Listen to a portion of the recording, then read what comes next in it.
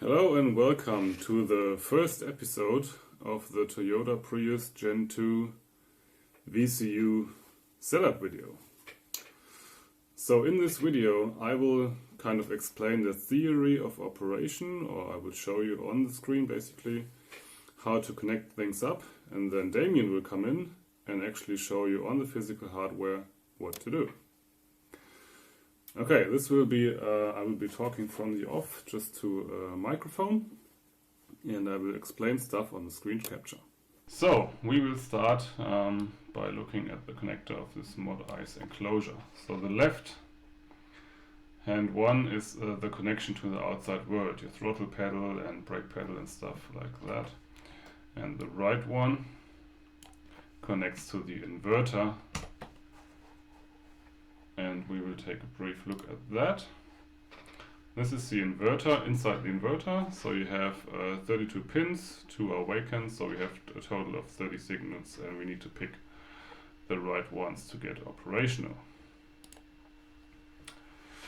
So, we will start with the inverter connector, and it starts at pin 21 and then wiggles over to 26, 27, 32, like left to right.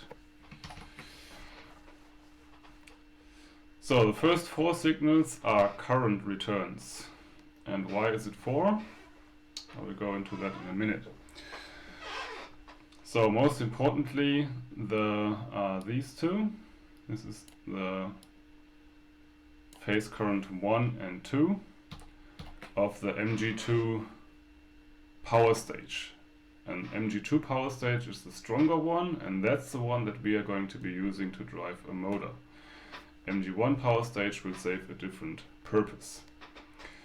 And likewise here on pin 21 and 23, we have the first and second phase current from the weaker MG1 power stage. Then on pin 25, we have the voltage on the DC bus. So basically that is behind the booster converter. Pin 26 is a temperature signal. So that's the MG2 power stage temperature. 27 is a fault signal, this one. And that becomes like a high voltage, around 6 or 7 volt, as soon as you connect the enable pin to 12 volts. And I will show you the enable pin in a minute. And then the next 3 pins are the actual PWM pins. They're called MUU, MVU and MWU because they describe the motor phases as UVW. And then here we have the PWM for the booster, buck boost converter. And the last pin is just ground. Now, to enable the power stage in the first place, we have to find pin 25 on it. And I can, whoops, wrong window, I can show you here. This is the brown one, 25. And that one needs to be permanently tied to 12 volt to enable the power stage, MG2 power stage in the first place, and that pin is called MSDN, motor shutdown. And we will not go into charge mode today.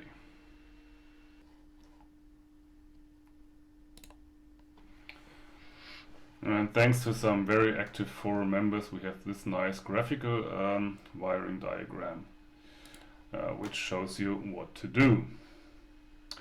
So for example, the 3 WM pins you can see here, and you can see how they run from 28 to 9, 10 and 11 of the inverter connector. Now let's quickly go over the various sections of the board. So up here we have the I/O connectors, inverter and outside world. I will go over these in a minute. We have the PWM output driver.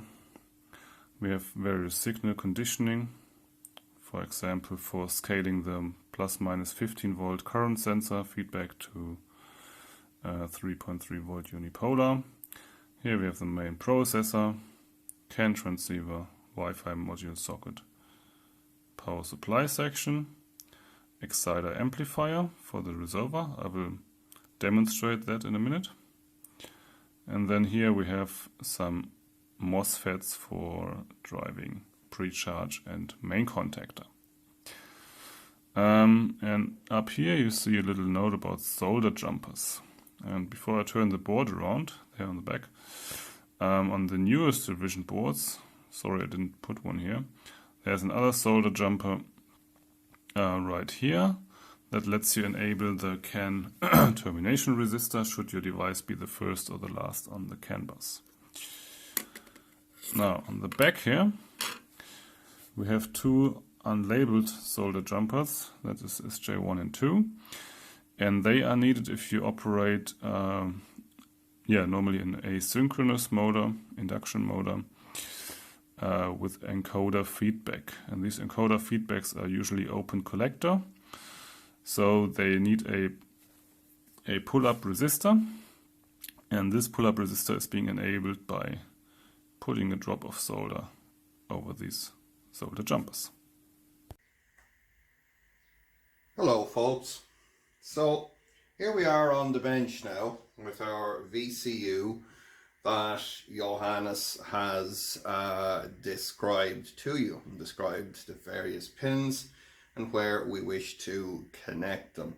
But just to show here for the sake of clarity, what we're doing here is the grey connector are basically our signals that we're going to generate here, like throttle and so forth, and 12 volt power. And the black one here goes to our Gen 2 Prius inverter. Now, first thing that we want to show you here is how to safely apply 12 volt power to your system. Now, it's at this stage that the first mistake can be made, like having 12 volts applied to the wrong pin, or a mistake in a wiring harness, or a short circuit. And for the purposes of this tutorial, I'm going to be assuming that you don't have any kind of fancy things like a current limited power supply and so forth. In fact, the only test equipment that we're going to use on this will be just a basic multimeter. So, how do we safely apply 12 volts to test that our system works? Now, again, just for simplicity, we have a standard 12 volt lead acid car battery here, capable of pumping out several hundred amps to start an internal combustion engine. It would also be perfectly comfortable pumping all of that current into your VCU if you had it incorrectly wired. So, what we need to do is put a device in here that has a low resistance when there's a low current flow, and a high resistance when there's a higher current flow. Fortunately, a humble 12 volt car headlamp bulb will do just that for us. So what I've done here is my red wire with this crocodile clip is my 12 volt positive supply to my VCU. I've got my negative supply already attached here to the negative battery terminal. And what I'm doing is I'm simply connecting this 12 volt lamp, it's a 12 volt 55 watt headlamp, in series with my 12 volt supply. So I'm going from the battery through the lamp and into my circuit. So what we will do here is we will connect the yellow cable to our battery here. We just get my high-tech terminal on there. And what we expect to see is that the VCU powers up and that the bulb here does not illuminate. So let's see what happens. And as we can see, that works exactly as anticipated. The reason we don't want to see the bulb illuminate is that the VCU draws a very small current, and it's not nearly enough current to heat up the little filament in our lamp. If we had a fault in there and our VCU was short-circuited, or we connected something wrong, then we automatically limit the current because the lamp will illuminate. So now that we have passed that milestone, we can simply go ahead now and disconnect here, and we can now come down to our inverter. And here we have our Gen 2 Toyota Prius inverter. And we have connected our signal harness up to this using the wiring diagram that we have now standardized. And this little plug here contains the various drive signals and feedback signals. And this one is our 12 volt supply. There's two wires on this. We've got a red and we've got a blue. Now what I've done here is I've put some heat shrink on here, but until we verify everything is correct, I have not shrunk that. As you can see here, from this will go over and tidy up all of that wiring. So now we can go ahead, plug our 12 volt supply into that harness connector there. So now we have signals coming in here. We have 12 volt power coming in here. So now that we have the 12 volt power connected to the inverter and the VCU, we're going to repeat our light bulb test to ensure that there's nothing silly going on here in the inverter. Now we do expect to have some slightly different behavior this time. So let's see what happens.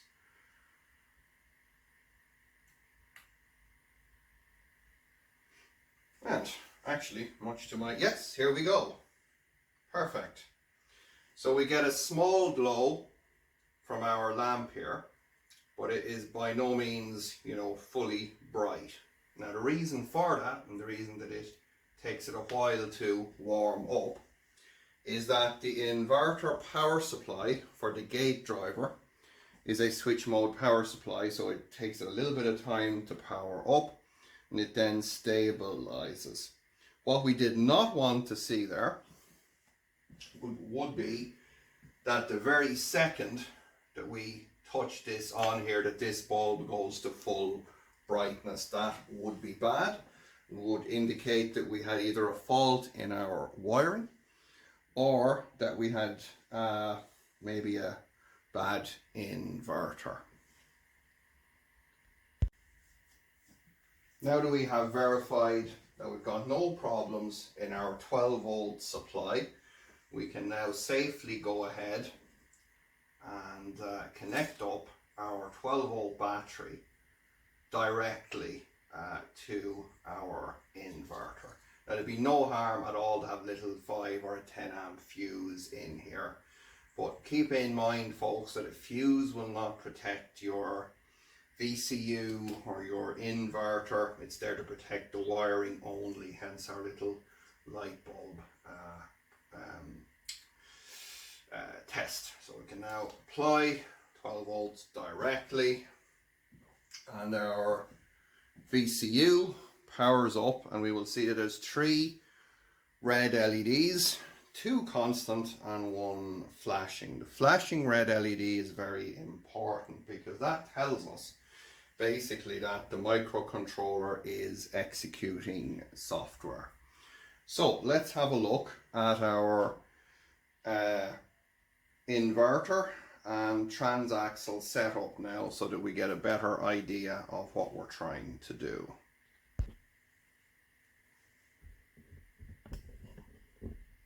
Okay, so as you can see here, we have our inverter converter here. We have our signals and our 12 volt now successfully functioning. And you will see here that on the floor I have a Gen 2 Prius transaxle, and I have connected its MG2 high voltage 3-phase cable to the MG2 3-phase output from our inverter converter. We have not connected the MG1 cable, which is hiding down here. See if I can get it. This is our MG1. We are not using that at this time, so we can just tuck that away down there. Now, this particular transaxle I have taken apart and welded the power split device planet carrier in there, so that MG1 and MG2 are now mechanically linked all of the time and turn at the same speed. The reason for that is to allow us to use the two motors to turn our wheels of our vehicle. There's more detail on that in some videos that I did previously, so I'm not going to rehash over that. Now, the advantage for us here now at this point of that is that while I don't actually have a set of stubs to go into the what are they called? The differential splines, I guess. We can still see the rotation by means of looking at the input shaft here and know that that's actually just turning at the same speed as MG2, and we're bringing MG1 along with it, but that's not important for what we're trying to do here. So let's get you in here for a little bit of a closer look at the inverter. Okay, so a bit of a closer look at the inverter again here, and you will see that we have our MG2 3-phase wires connected and screwed down with some M6 bolts. Now at this point we want to apply some quote unquote high voltage in order to first of all test that our VCU and our inverter are communicating, and that we can generate in open loop mode some 3-phase AC, feed it into MG2 and see that MG2 rotates. Now, in order to do that, we are going to apply our high voltage, and I will explain what we mean by that in a minute, to these two bus bars here. We're going to bypass the original connections. And the reason for that is that we don't want to be sending our current through the buck boost converter here. We just want to go directly into the high voltage terminal. So let me get you in here a little bit neater. Alrighty, so the inside copper bus bar here, this guy, is our HV positive, and the outer one here is our HV negative. And I've got just two big pieces of 2.5 millimeter squared wire attached to these two bolt terminals here, and I've got myself a little high voltage control setup that I'm going to show you now, and it's the way that I would strongly recommend that people proceed when they want to do particularly initial testing, and particularly when they may not be familiar with how these things can go wrong and so forth. Now, First of all, we're going to look at our high voltage negative wire, and it's very, very simple, folks. This just goes directly from our negative terminal here, which is the outer copper bar, directly. You'll see there, I'll get something to point for you. Something metal, obviously, so that I can create a short circuit. And that simply goes directly in here to our high voltage battery negative, which I have just on a crocodile clip. For the purposes of this test today, we're running at about 160 volts DC. Now, I recommend that when you want to test your systems, as a lot of people seem to want to do on the bench these days, that you run between 80 and about 160 to 200 volts. Lower is better to start with, obviously, but 150 is kind of a good mix. Now, over here on this piece of wood, I have three things. I have a fuse, I think it's rated about 20 amps. I have a switch, which is now stuck to my pointing device. And I have a 240 volt, 100 watt filament lamp. This isn't LED or CFL or anything, this is just an old type filament lamp. Now, the working of this circuit is extremely simple. So I'm going to take a bit of time to talk through this because I know that people struggle with this stuff. Our high voltage battery positive comes in here, and the first thing that it does is it goes through this filament lamp, comes out of the filament lamp, goes up through the switch, through the fuse, and back to our inverter positive. This switch here is connected in parallel with this lamp, meaning that I can choose to turn that switch on and it will bypass our filament lamp, basically shorting this circuit out, and meaning that the effective circuit then is that our high voltage positive comes in, goes through the switch, goes through the fuse, and goes to our inverter converter. Now, the purpose of this is twofold. The first is to pre-charge our inverter capacitor. I'm not going to explain what that is. If you do not understand that, please stop what you're doing now and go and learn how EV pre-charging works.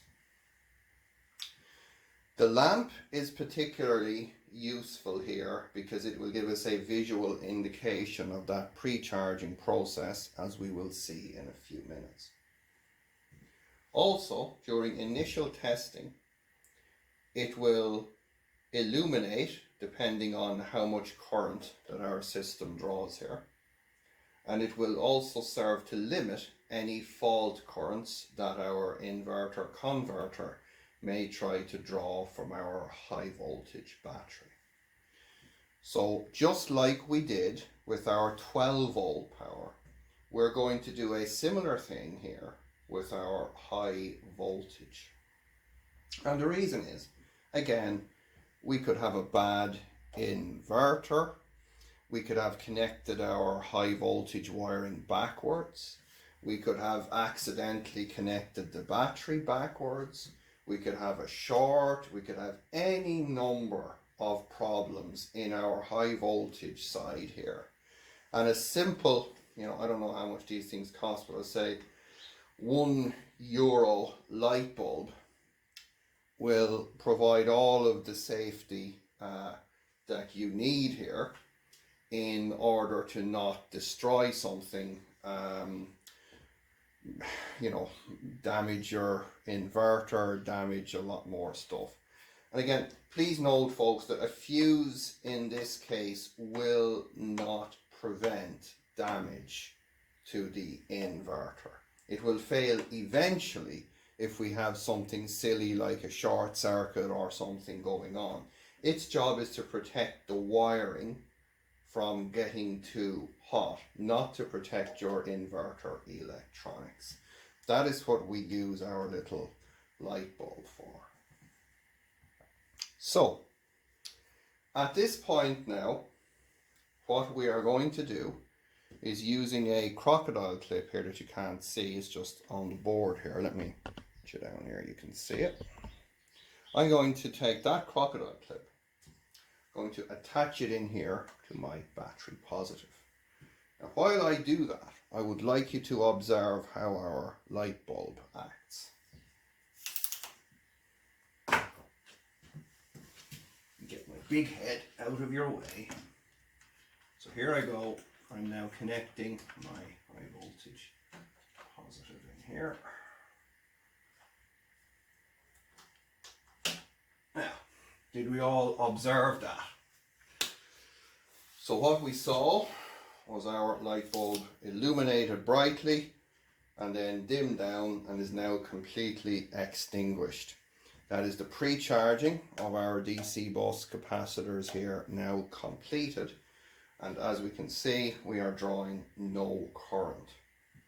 So our system, comprised of our inverter, comprised of our transaxle, and up here on the bench, comprised of our VCU, our 12 volt battery, and our high voltage battery, is now ready to accept commands. So we are going to move to that stage now.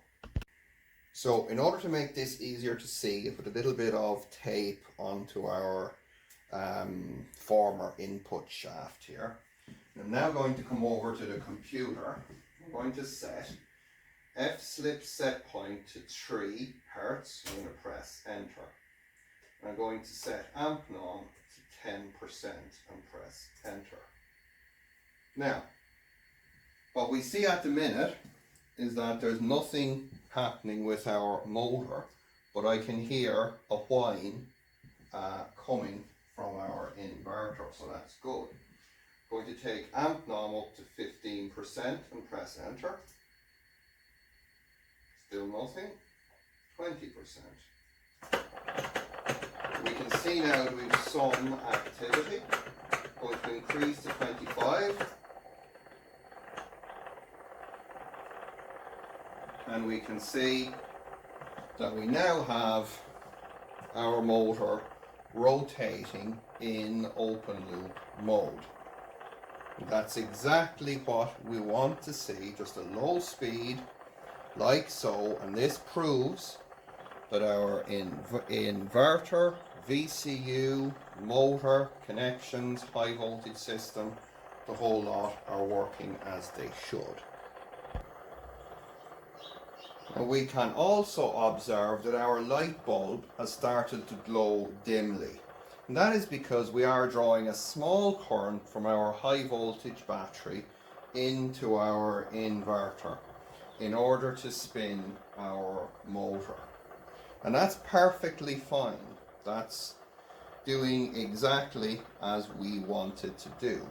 If this bulb were glowing brightly or flashing or doing anything other than it's doing now, without the motor spinning, we would know that we had a problem somewhere.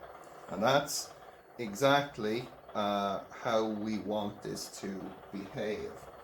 For example, I can now set my amp norm back to 0 and our light bulb goes out. I could, at this point, if I wish to, choose to close this switch now perfectly safely, because we have a no current flow, and I can do the whole retuning thing again.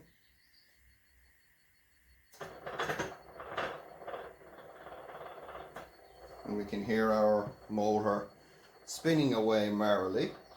We're not obviously illuminating the bulb here because we have bypassed it with our switch, when we know that it's now safe to do this.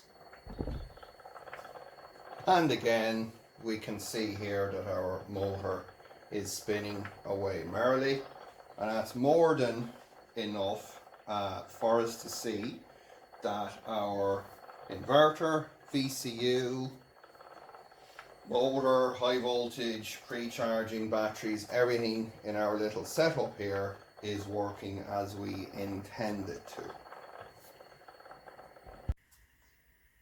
Now folks, the next part of the operation that we're going to describe to you here is how we configure our motor, transaxle, whatever it may be, for closed loop control using the new field orientated control, or FOC firmware, from the OpenInverter system.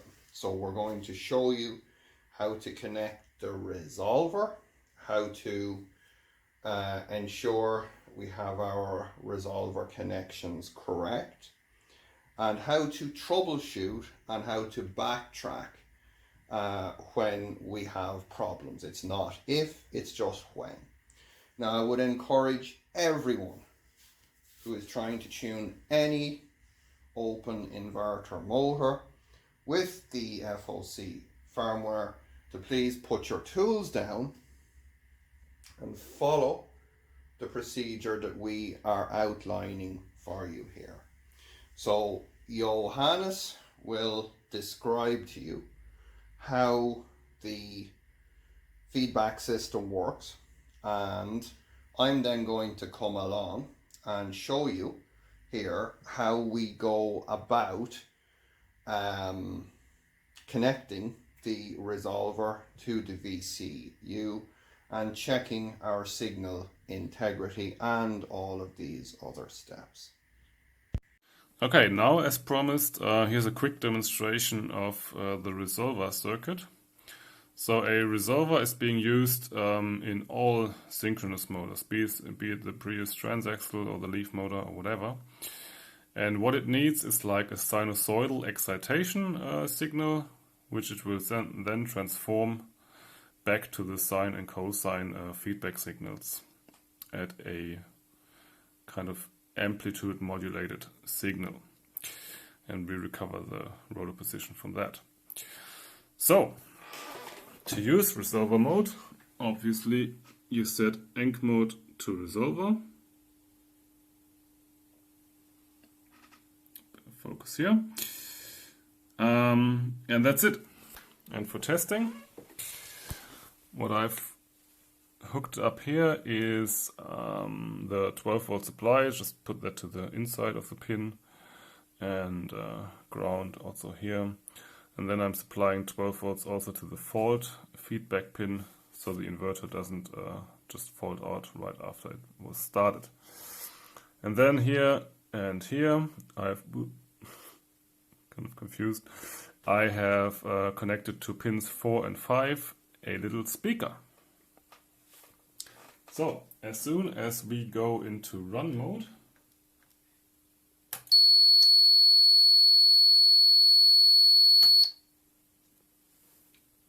that is the excitation signal being generated. Okay folks, so in this segment we're going to describe to you how to connect and determine the resolver connections. So two things here before we begin. One, this will apply to any resolver on a permanent magnet or indeed an induction motor. It does not matter if it is this motor. It can be any of them, they will all behave the same way.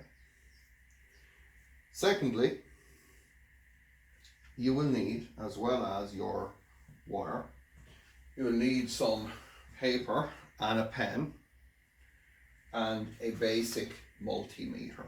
So what I'm going to go ahead now is I'm going to plug this connector from our trusty Toyota loom that I've extended with a bit of multi-core cable here. As you see, we have 6 wires, all of them different colors. I've stripped off the ends of them. It will not matter whether you have a wiring diagram for your resolver or not, because in fact it doesn't matter. Now So let's go ahead and connect this plug here. Resolver for MG2, get our little click, and we're all good. So, step number one is we want a multimeter that can read low DC resistance. Usually the lowest range on these things is about 200 ohms. We're going to take our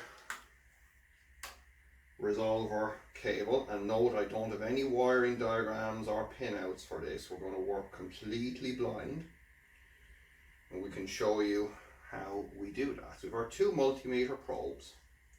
We just verify firstly that they're indeed giving us pretty much close to 0 ohms. And for the sake of simplicity, I'm just going to use two little clip leads here just onto them so that I can clip on. So what we're going to do is we're going to determine which of these wires is a pair. So we should have 3 pairs. So I'm going to take the blue wire, clip one lead onto that, and then I'm just going to play around here until I find, oh yeah, there was something going on there. Okay, so between the blue wire and the pink wire, I have 10 ohms. So I'm going to write down blue plus pink is equal to 10 ohms. So that is a pair.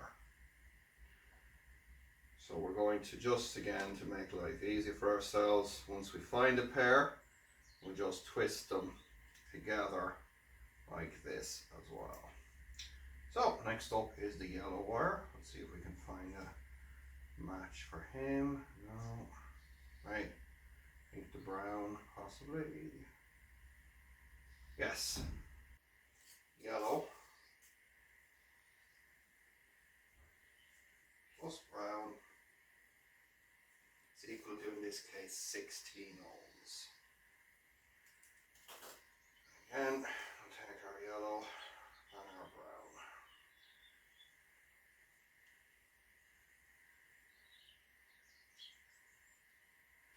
That kind of leaves us then, it has to be the green and the red as the last pair. Indeed it is. Got green plus red is equal to 16 ohms. Right. I'll just twist those there now, just so we can have our 3 pairs. Now, so that is step number 1.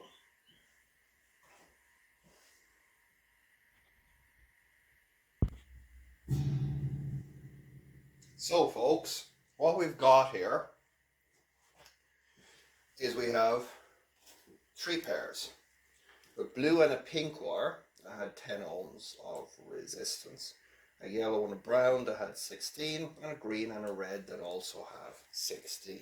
Now, all resolvers will exhibit similar ratios. The resistances will not be the same, but what you will see is that 2 pairs have almost bang on the same resistance, and 1 pair will have much less.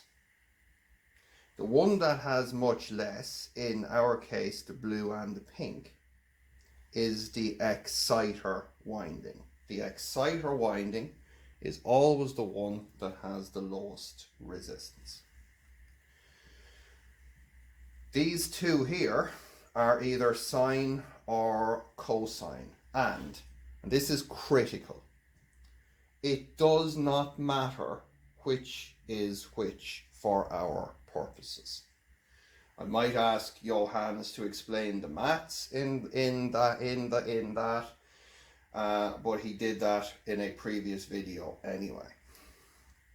What does matter, and this is the critical bit, what does matter is which of these, of the yellow and the brown and the green and the red, is the winding end. Okay, so In order to determine that, we need to make a little chart. Now, this is the part that I really need people to get.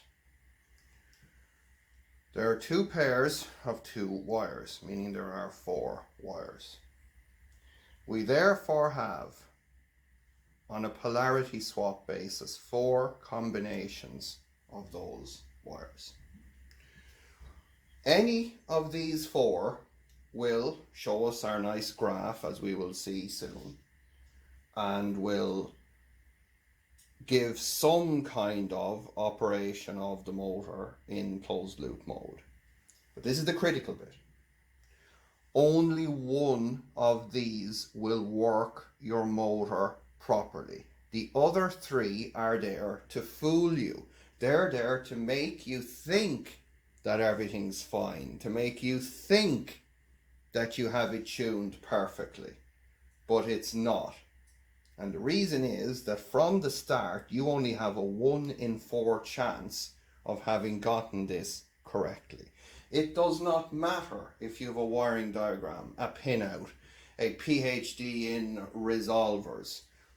You still have to go through this process. So, now that we have our exciter, and we'll call them our 2 feedback windings, identified, we will now just pick the first setup here and connect it to our VCU and see what we get. So what I strongly recommend that you do at this time is to bring out your resolver wires to a piece of connector block like this from the VCU. And the reason is that lets us easily change our combinations depending on what we need to test. So the first thing that we're going to connect is the resolver exciter, and that is the blue and the pink pair that we identified previously. I'm going to connect those to the exciter output from our VCU. The polarity of these does not matter. It does not matter if you swap the polarity of these, because in doing so you would simply be swapping the polarity of both the feedback windings, and there is no point in doing that. Now we now have 3 wires to connect 4, and the reason is that the green one, this is pin 2 here on our grey plug, is a common connection point. So what I'm going to do is, based on our wiring diagram and our little chart that we made, I'm going to choose number 1. I'm going to take the yellow and the green as my winding start connections. I'm going to twist those together. I'm going to connect those then to my common pin here, like so.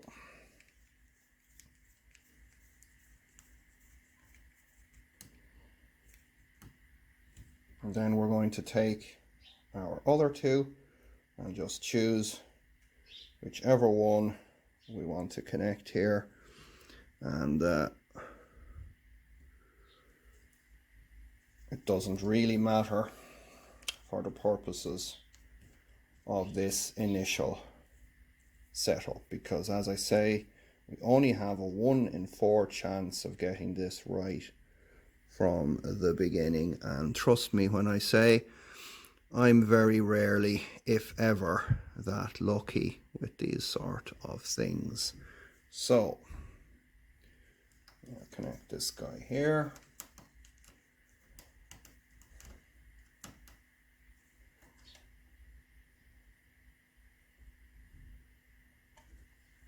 And that's it. That is our initial resolver connection. Now, let's take a look at the outside world connector. And it starts out with the resolver. And for this episode, we will assume a resolver connection, no encoder or something. So, pin 1 is the sine feedback signal. Pin 2 is the sine and cosine common potential, it's like 1.6 volts. Pin 3 is the cosine signal. And pin 4 and 5 are the exciter winding. And Damien will go into more detail of how you find which one's which, and and how to find the right connection. Then here on pin 6 we have a 5 volt. We can use it for a throttle signal or for supplying an encoder, whatever. And we have 2 analog throttle inputs, so either you can use a redundant throttle pedal with 2 return lines, or you can use the second input for adjusting region. Then we have a number of digital signals. The start, you give that a pulse and you put the inverter in run mode if all preconditions are met. Brake can be configured to give you some extra region once you touch the brake pedal, and it will also cancel the cruise control should you be using that. Then we tell the motor to go forward, to turn to a forward or reverse, or if none of both are selected, it is in neutral. Then here we have supply and sense for a motor temperature sensor. Here we have a, well, let's say 5 amp output for a relay, the main DC relay, and same here for the pre-charge relay. And here, if you want to go full on modern, we can use CAN high and CAN low to basically substitute most of the traditional signals here by CAN signals. And then finally we have a ground and 12 volt supply. Okay folks, this is the point that we want to get you to. You've got your throttle pedal, you give it some gas.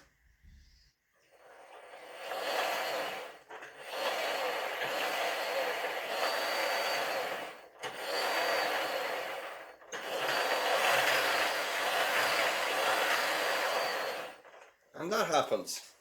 Now, as the old saying goes, there is many the slip between cup and lip. And this is where a lot of people are experiencing problems. So I'm going to basically walk you backwards now from here to where we start and some of the pitfalls that I hit along the way on this particular tune. Now, I will also be posting the parameter file for this tune on the OpenInverter FOC. And I would encourage people to use this for this particular setup, and indeed to post their own files when they get similar performance happen.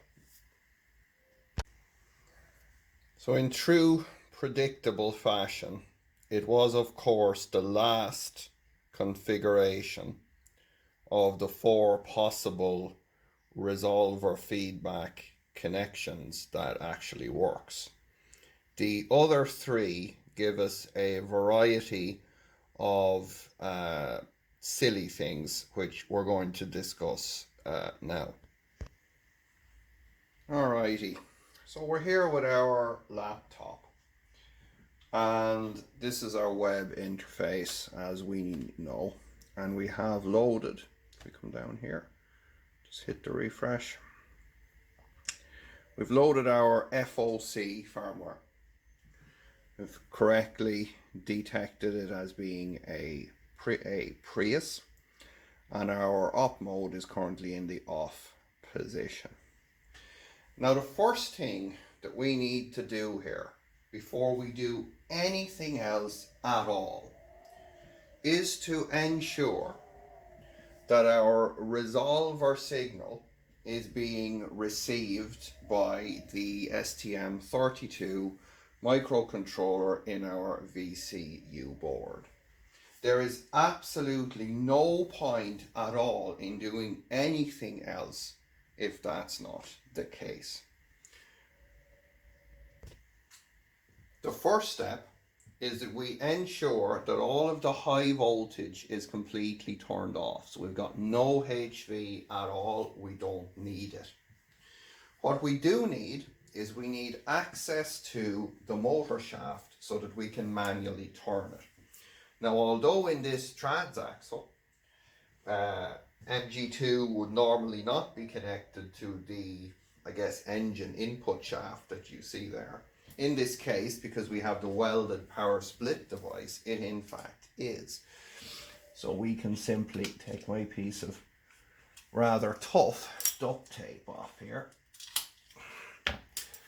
and just put vice grips on here and just confirm that we can do a full revolution. So that is our first thing that we need to do. Back up on the computer, we want to go to commands, want to hit start inverter in manual mode. We're going to just drop right back down here and just hit refresh. You will see that up mode has changed to manual run, which is exactly what we want to see. Next thing we're going to do, we're going to scroll down here until we find a parameter called angle. This guy here. We're going to, it's a little box here, L and R, and what they mean is that we can graph from either the left or the right Y axis. So we're just going to choose left. Little tick mark on that. I'm going to come down here. I'm going to hit the start plot button. And we're just going to stop. So let it run for a few seconds and stop. The first thing that we're looking for is that we get a little bit of what's called jitter going on here. Now what that is that we should see that our angle, even though we're not turning the motor, it's a little bit of noise on it. And we can see here that our jitter at its worst case seems to be about from 204 degrees to 207. It's a little bit high, but it does vary, and we can come down to even much lower values here of less than 1 degree. So that's perfectly acceptable. If we were jittering more than about 5 degrees, we would have a problem, and we would need to resolve that problem before taking a single other step, folks. Okay, like if this was jumping 100 degrees or something all over the screen, stop. You've got a problem in your resolver circuit somewhere. So now that we have that done, I'm going to restart the plot. Then I'm going to go down to the motor here. I'm going to rotate it through a few turns, and we will observe what we see on our screen here. So let's hit that start plot again. And now I'm just going to go, there's 1 turn, 2 turns, and I'll go 1 more. And there's 3 turns, and I'm going to just hit stop. Now, what we get is this little jumping waveform here, but if we have a look, we can see that it's broadly changing from about 0 to 360 degrees. The reason that you're seeing it not quite reaching 360 and not quite reaching 0 here is that this is a low speed plot. So what we need to do next, this is the third test, is we need to crank up our data points and crank up our burst here, and then we want to go start plot again, and now I'm going to go crank it. And what you should see is this much more detailed waveform. I'm going to have to hit stop. There we go. And let's see if I got one. I did get one. And we can see here that we had a jump from 0 to 360 and we were coming back again. So that's very good. That is basically what we want to see when our resolver is providing a accurate signal. So I'm just going to go back to commands.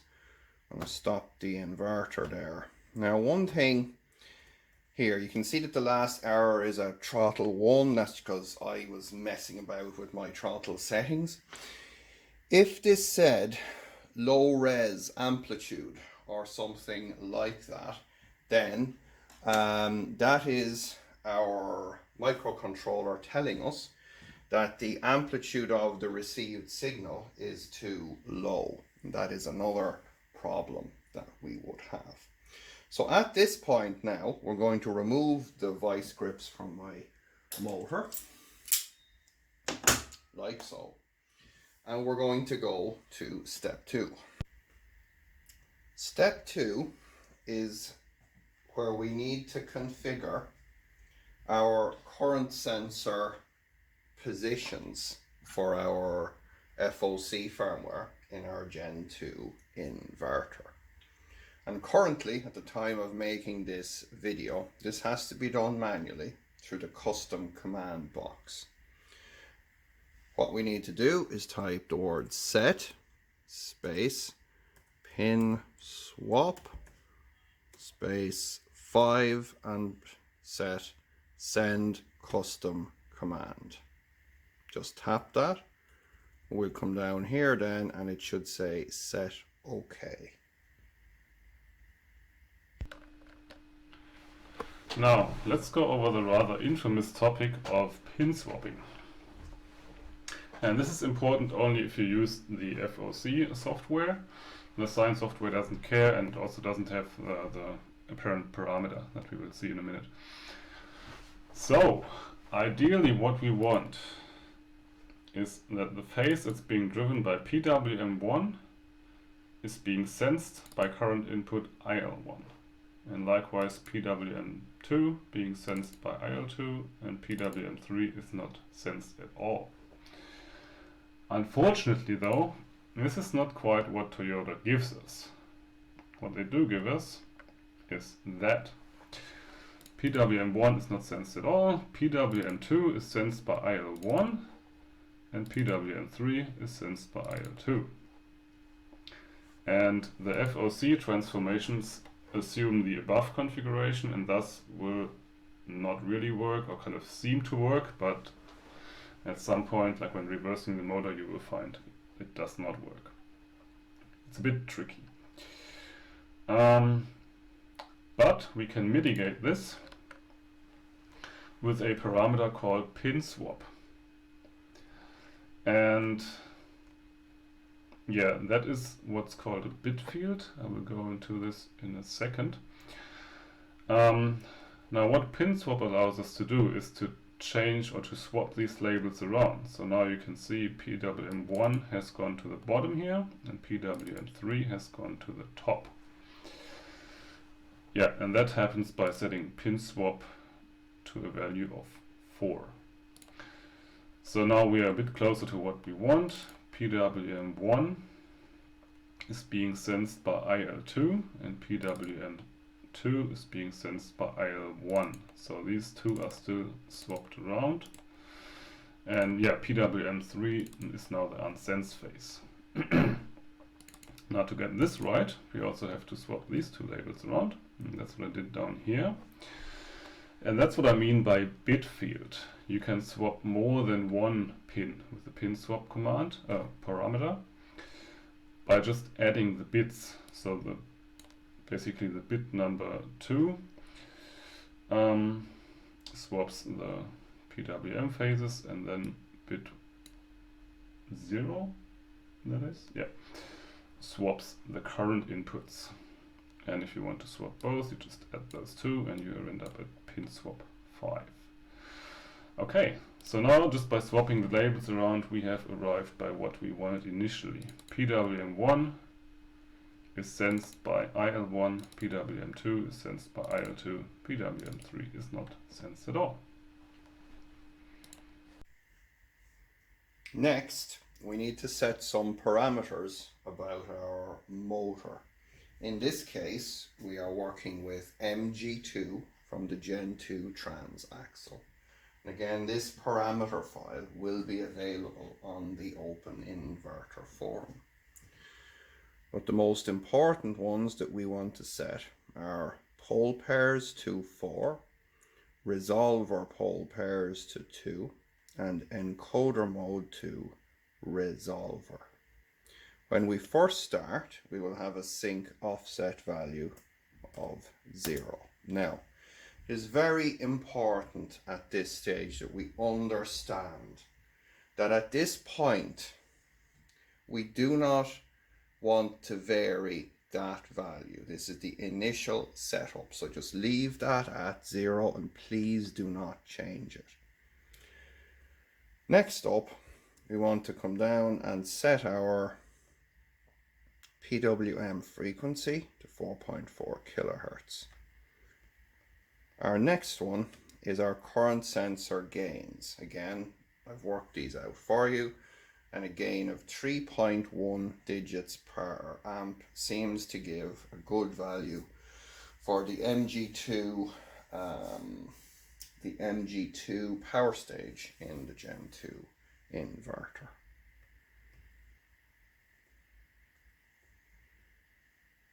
For the purposes of testing, we want to set UDC min to 0. UDC max can be some high value. Set our heatsink temperature max to 150. Motor to 300. Again, these don't matter. They're just to stop it from shutting down when we're trying to perform tests. Throttle calibration we'll get to. We don't need a throttle at this exact moment. UDCSW to 0. And we'll just save everything one more time there just to make sure we got all that. Now, at this point now, we're going to just refresh and we're in condition off. So that's exactly where we want to be. Now, what I have done now is I have reconnected our high voltage battery, about 160 volts, and it is connected through the 100 watt filament lamp. And that's very important that we do that.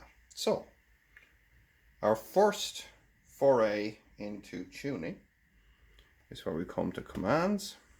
We hit start inverter in manual mode. Come down and just click refresh and confirm that we're in manual run. Just pop up here a little bit, go into the manual ID box and just enter 1 amp and press enter. So what I can hear now is I have a little bit of a whine coming from the motor. And the motor shaft just gave a little bit of a jerk. That's exactly what I want. I'm going to increase this to 2 amps. My motor has now started to turn. But now the motor has stopped and the light bulb has illuminated. That's perfectly fine. I will demonstrate this to you here now again. So let's have a look at what happens when I put in 2 amps of manual ID. It needs 3.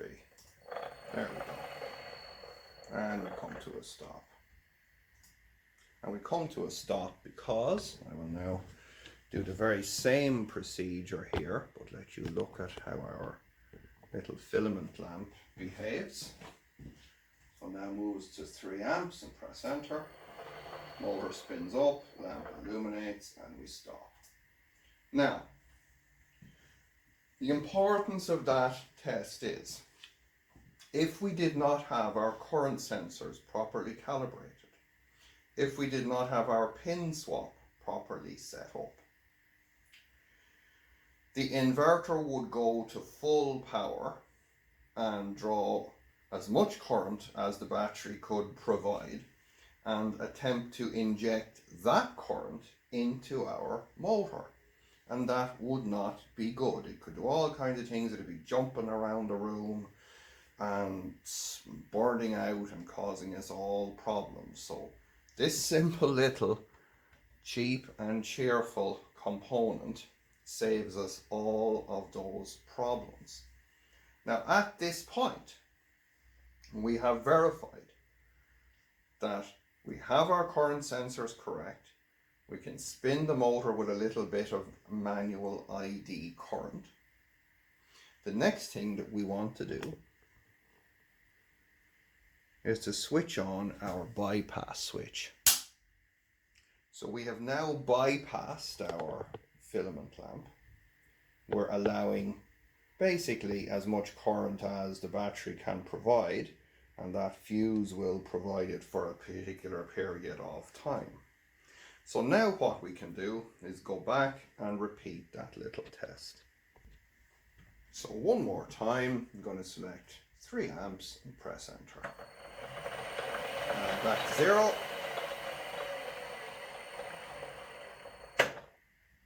And that's exactly what we want to see. That is our first tuning step done. We have resolver feedback. We have control over the stator currents. So those are 2 things that we have now achieved. Okay.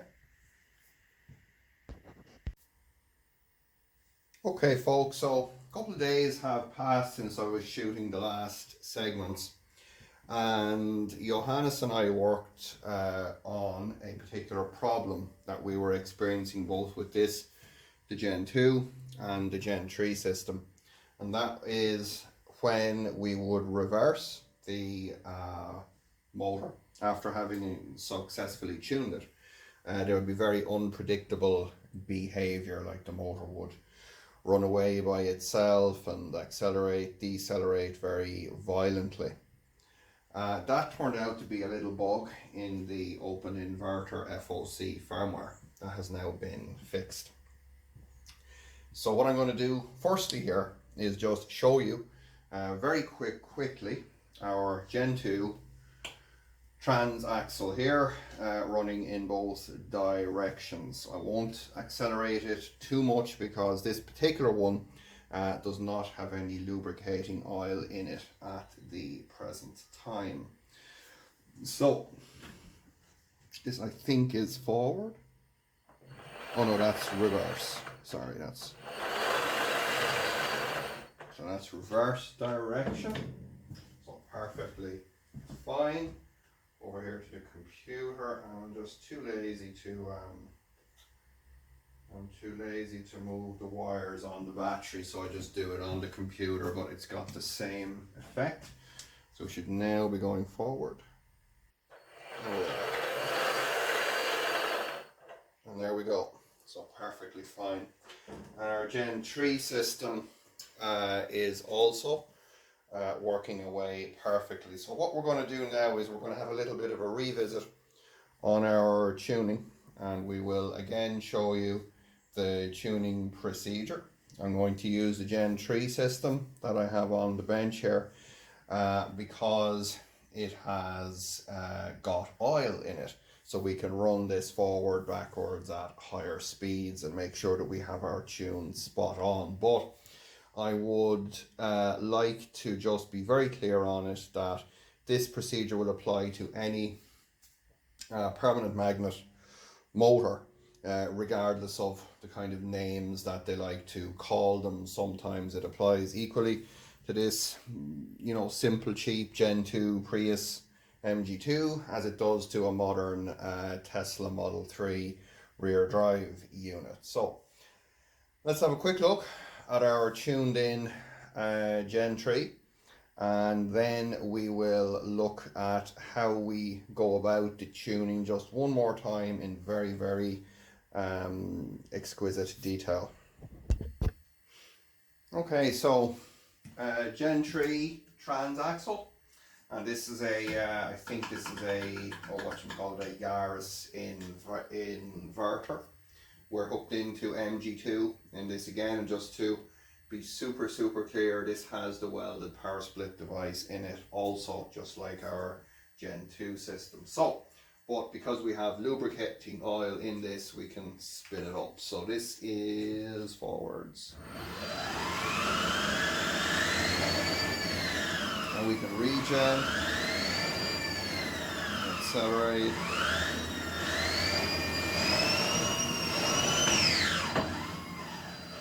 and regen. So that is with field weakening functioning also. So I will now just go on the computer and let me just fetch the computer. Won't behave itself here now, because I need to change from the Gen 2 to the Gen 3 system. I'm just betting that it won't work. My old enemies, the public Wi-Fi company, are blasting me with more of their waves again. We are in. Excellent. So let's reverse here. Reverse. So we should be now reverse on our Gen 3, and we are.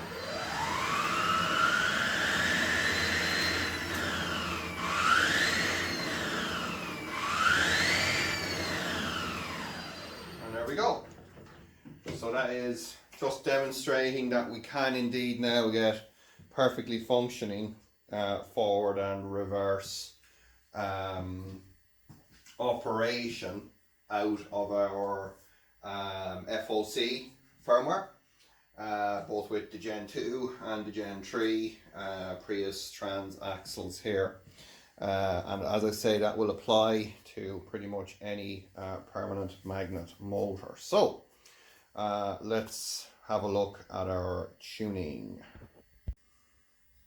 Okay, folks, so there's a saying in this part of the world, and that is that I couldn't draw the dole, and it is very true. My artistic skills are pretty much zero, but I did manage to do this little play school sketch for you, and I think it is quite important. What we have here is a representation of the values of sync offset. Sync offset is probably really the most important parameter that we need to tune for our individual motors. And it is also definitely the most misunderstood. I've seen people doing all kinds of strange things with this, when in truth they don't actually really need to do that much at all. If we take this value as being 0 of sync offset, and this value at the very end as being 65,535, and if we were to set our system up to tune, if we were to plot every single value, so from 0 to 65,535 values, and if we were to enter our fixed ID, we would find that in all of this area here, the motor would just spin up. In all of this area here, the motor would just spin up. Now, what that tells us is that those are the wrong values. This is the important point. If we can spin the motor with just ID manual, then we have the wrong value of sync offset. As we approach the correct value, we're going to notice that it takes more and more ID. So if this is, I suppose what I should do is I should have ID manual here, and this is like, nearly like, let's say 2 amps, and this is like 1,000,000 amps, so like 1,000 amps or something, or something very large value. So for a very small value of ID, the motor will spin up in these areas here. Now as we approach, this is the value of sync offset down here. that we want, is the absolute bottom of this little trough. And what we're going to see is that as we approach it, okay, as we begin to go down this red line, it'll take more and more ID manual to make the motor spin. Okay, I'm hoping this is going to make sense here. Until eventually we get down here to the bottom of the trough, which will be a short range of values, typically less than 100 points, in which no matter how much manual ID that we put in there, the motor does not spin. And that is the correct value. That value there is the one that we want to have in our sync offset. Okay, so this is the procedure. This is a kind of a graph of it, and I will go through this on our Gen 3, and we'll see how as we begin to get nearer and creep nearer here, it takes more and more manual ID. Now it's a fairly coarse curve. This is, you know, although it's just a sketch and a representation, it's probably not that far off, as in it does go over pretty quickly and then come back up pretty quickly. And this is where, again, people get very confused because they think that this is where we actually want to be. You know, oh, the motor spins, yay, I've got it. But in fact, it's not. Where you want to be is down here, where the motor does not spin with just a manual ID current. Okay, folks, so now is the time that we have, as we saw previously, we've done things like gotten our resolver working. We've done things like getting our pole pairs and our resolver pole pairs working. We got all the bugs out of that. And the time comes now to tune our value of sync offset.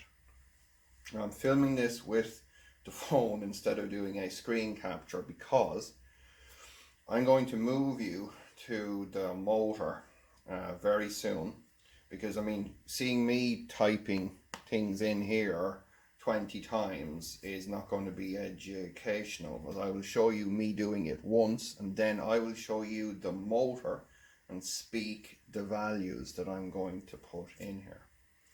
As we can see now, we have a value of 10,200 in there.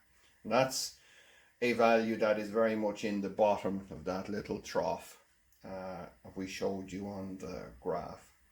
And it is pretty much perfect, at least as far as I can tell, running it here on the bench with about 150 volts. Now, what I'm going to do now is we're going to remove that value here. Just put it back to the normal 0 value that we start off with. Now, I did see a guy on the forum had done something like had gone through all possible 65,535 values and still not got the thing to work. Now, unfortunately, the reason for that most probably was either not having the right settings for pole pairs or resolver pole pairs, or not having the resolver set up correctly, as we saw previously. It is very important that we choose the right combination of the 4 possibilities of resolver connection. So we now have a value of 0 in here, which we know to be incorrect, but when we approach this for the first time, of course, we do not know that. So what we do is we go to our commands, we say start inverter in manual mode, like so. So we then go to our parameters and just confirm that our sync offset is indeed at 0. Now go to spot values. That's how I generally get down here quickly. And just up here then we'll see our manual IQ and our manual ID. What I'm going to do, I'm just pop into manual ID. I'm going to put 3 amps. I'm going to press enter. I hope you can hear that, but our motor is indeed spinning. And I'm going to go back to 0 here. And okay, so that means that we are in that large section of our graph where a small value of manual ID is sufficient to cause the motor to spin. So I'm going to bring you over here now and let you see the half shaft cups on our transaxle. I'll just go back here and type 3 amps and press enter. And back to 0. So, first thing that tells us, okay, is that our resolver is working properly. Because if it were not, we would not get that to happen. Now, so what we now have to do is, now the challenge is, okay, how do we, we go back to our sync offset. So let me bring you back here. There we go. So we go back to our sync offset and we say, okay, 0. What should we put in here?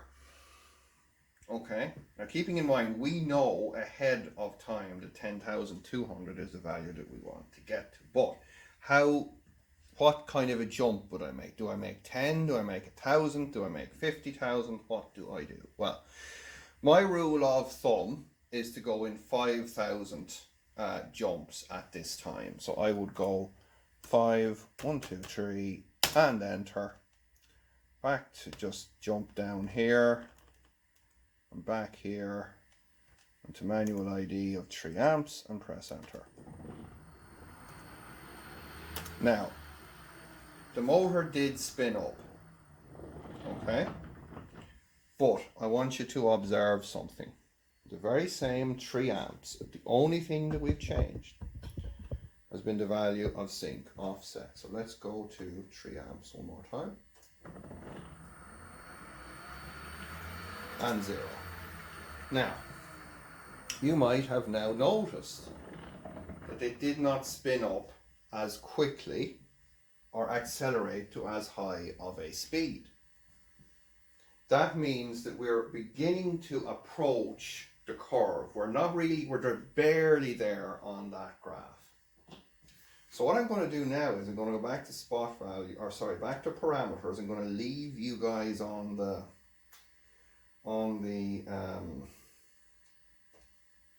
motor here. I'm going to change my sync offset 7,500. Because what I do is, when I see something like that happen, I have my jump. So I've now halved my 5,000 jump. I'm going to go back, do the very same 3 amps here now. Enter. Oh, look at that, folks. It's not moving. Let's increase to 6 amps. Aha! I'm back to 0. Now, that's a vital clue. 3 amps made it move very quickly when we were at 0. 3 amps made it move reasonably quickly when we were at 5,000. But 3 amps could not make it turn at 7,500. So what I'm going to do now again is I'm going to halve my jump one more time. Going to go back to parameters. And I'm going to go, to maybe 8,700. 0, 0. I'm going to press enter on that. Back to my spot values. Back to my manual ID. I'm going to hit 3 amps. It's a little rock, but nothing happened. Back to 6 amps. Ooh. 12 amps. Aha. Now it took 12 amps. So what am I going to do now? I'm going to halve my jump again, because I know I'm homing in on it. And I'm also watching the direction now. Recall that our half shaft cups have been turning towards you, so in the reverse direction. What I'm going to do next is I'm going to show you what happens. Well, okay, I won't. I'm jumping ahead of myself. Okay, so I'm going to have my jump again. I'm going to go back to parameters. So I'm going to jump, let's say maybe 500 points. So I was at 8,700. So let's increase to 9,200. Press enter. Back to my spot values and back to my manual ID. Back to my 3 amps. Nothing. 6 amps. And I start to turn. But note that I'm turning slower and in the same direction as before. This is where this can be a little bit tricky. So, what we would have expected was that as I was going down that hill, that it would have needed more and more current. So that's a little thing that we need to watch out for. But again, I'm not going to get fooled. I'm going to come back here and I'm going to say, right, let's add another 500 points to that and go to 9,700. Press enter. Back to my manual ID. 3 amps. Nothing. 6 amps. Nothing. 12 amps. Okay. Definitely slower. Back to my parameters. And I'm going to start going up in maybe 200. So I'm going to go to 9,900.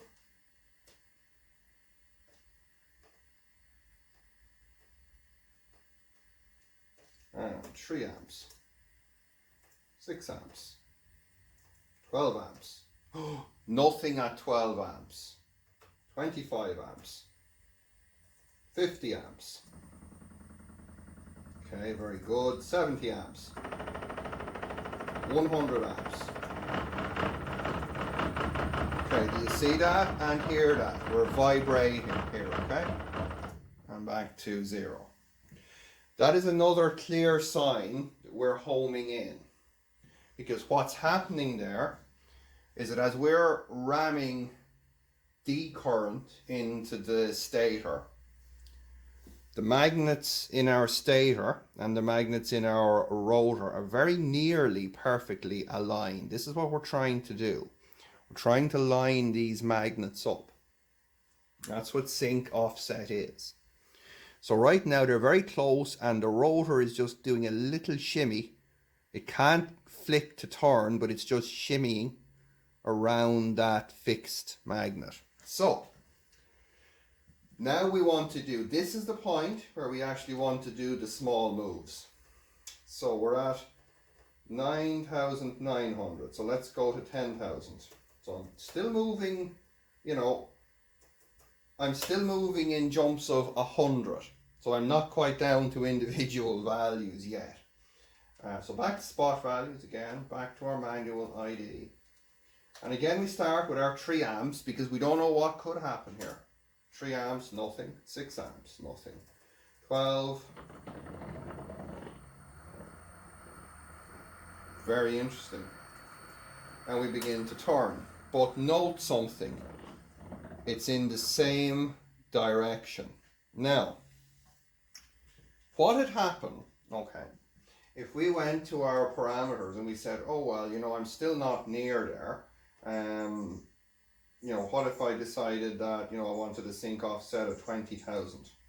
Let's say we had done an original jump to 20,000.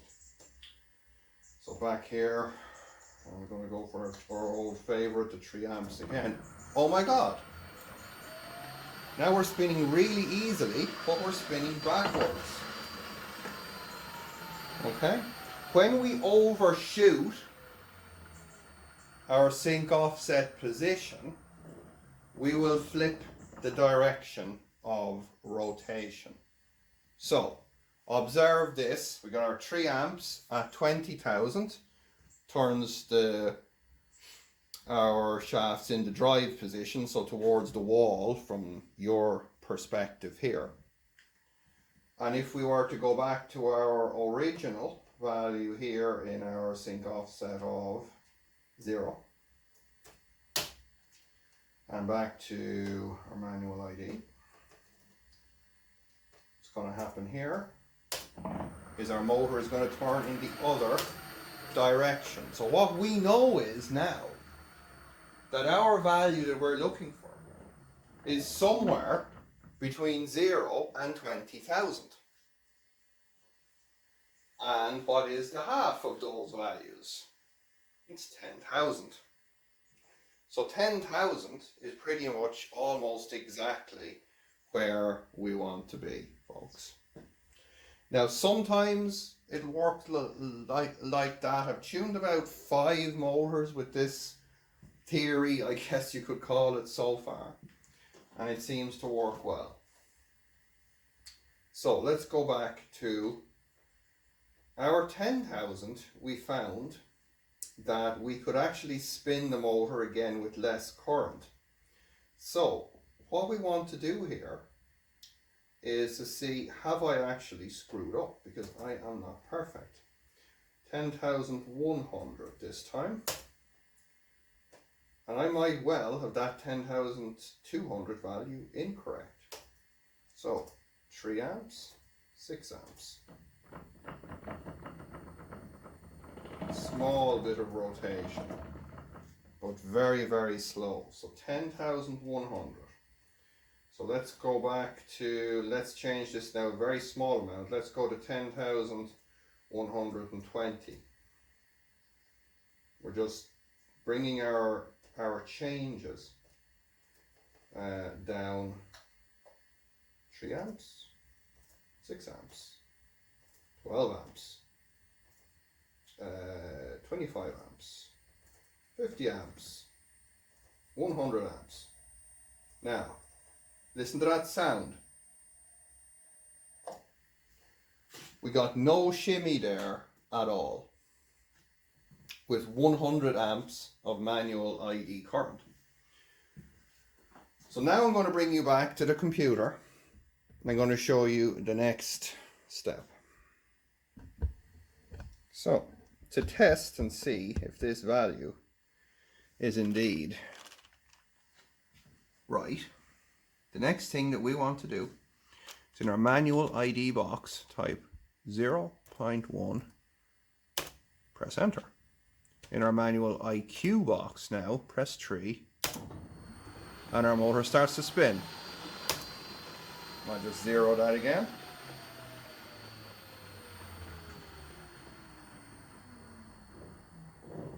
And I'll bring you over. So now we have manual ID set to 0.1 amps. And I'm going to give manual IQ 3 amps and press enter.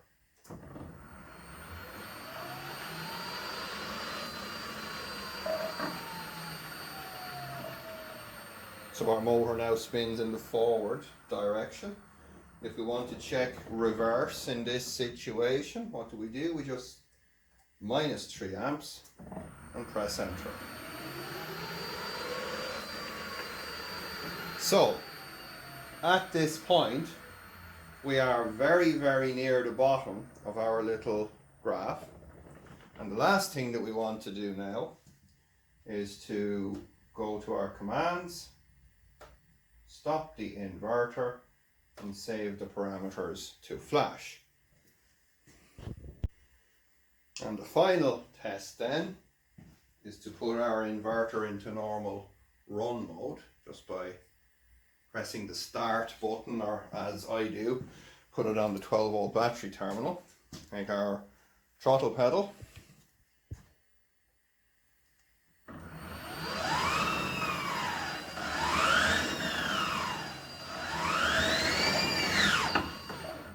And as we can see, we pretty much got her dialed in.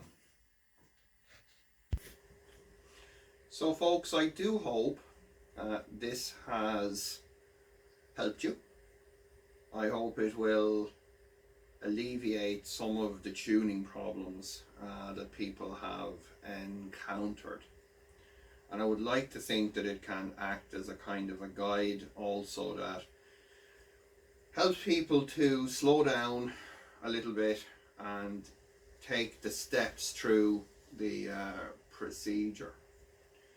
And just to very quickly recap, first thing we do is use the sign firmware to check that our inverter and our motor work. So we can, things like the inverter doesn't have a problem, the motor can spin freely, it doesn't have a burnt out phase or something silly. The next thing then is we put our FOC firmware in there. We need to calibrate our current sensors if they are not properly calibrated. We need to set up our resolver so that we get the correct graph and signals back into our STM32. Only at that point then should we attempt to run our motor with manual ID. We leave our sync offset at 0. If our manual ID injection causes the motor to rotate, that's good. It means our resolver is resolving. It's very important also that we pay attention to any resolver errors that might be reported on the inverter interface. If we have, for example, the usual one is low res amplitude, well, that's just not going to work for us. So we have to stop, we have to backtrack, we have to find out why our resolver signal is not being received correctly. There's simply no point proceeding if we do not have current sensors and resolver functioning in our inverter. At that point then, we can start tuning our sync offset value based upon the procedure that we've just outlined for you. So that's about it, folks. This is going to be a long one. I'm going to leave this as a big one-part video. I'm hoping somebody will basically, I guess, put some time codes into this for you so that you don't need to watch the whole thing in order to get a specific part. Parameter files that I have made, like for even the Gen 2 and the Gen 3 transaxles here, will be on the OpenInverter forum. And additionally to that, I would ask that when you get your project running, your motor spinning and so forth, that you share your files on here so that we can build up a database of these parameters for various motors and various inverters, so that hopefully before too long it'll be a simple matter of loading the correct parameter file, calibrating your throttle pedal, and you're done. So hopefully that day comes ahead and this video can be consigned to history. So I'll leave it there. This video will be on my channel and on Johannes's channel also, just to try to get it as out there as we possibly can, despite PooTube's best efforts. I will ask in this case that you like, share and subscribe, so that we can get this information out there to people. And do check the links in the description for things like the forum and anything else I can think to put in there that will be beneficial. So that's it. And until next time, happy sync offset tuning.